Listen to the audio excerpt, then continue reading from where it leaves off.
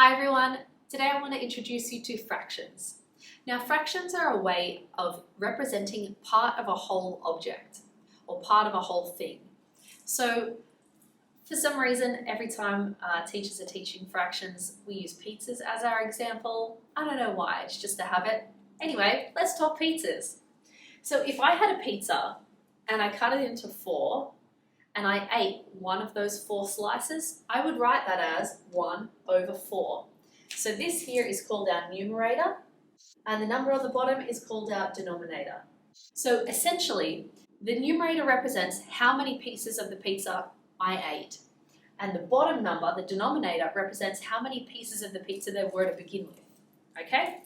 So numerator is how many I had, and the denominator is how many there were. Cool. So 1/4. I had a quarter of this pizza. So I had 1 out of the 4 slices.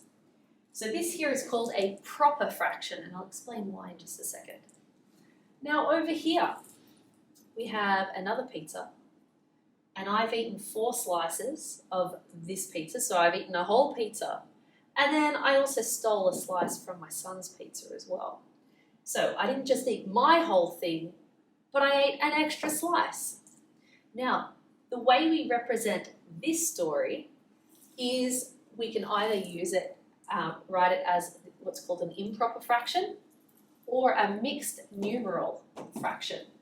So essentially, it's the same as over here with the numerator being how many slices of the pizza I had. So in this case, I didn't just have 4, I actually had 5. So I had 5 slices. And how many slices were there in the pizza to begin with? There were just 4. So my pizza, it only had 4 slices.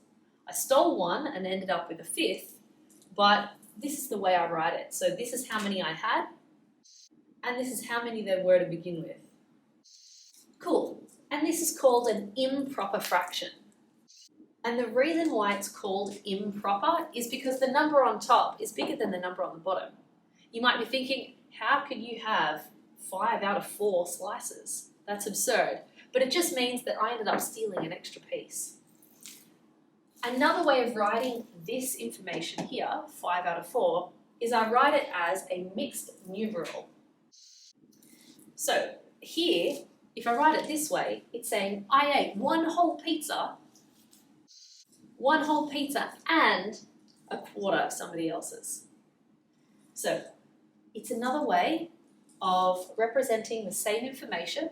So if I had 5 slices of pizza, I had my whole pizza and then I stole a slice of my son's, I can either write it as 5 out of 4 or 1/4 because I had one whole pizza plus a quarter of somebody else's.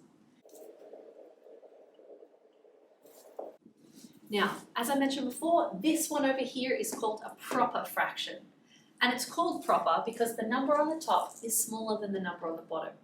My numerator is smaller than my denominator. That's considered proper because when you think fractions, usually you think it being a number that the number on top is smaller than the one on the bottom. Whereas when you think fractions, generally you don't think of a giant number on top of a smaller number. That's just weird. That's improper. And then another way of representing an improper fraction is a mixed numeral. So these actually mean the same thing: proper, improper, and mixed numeral. There are 3 different kinds of fractions.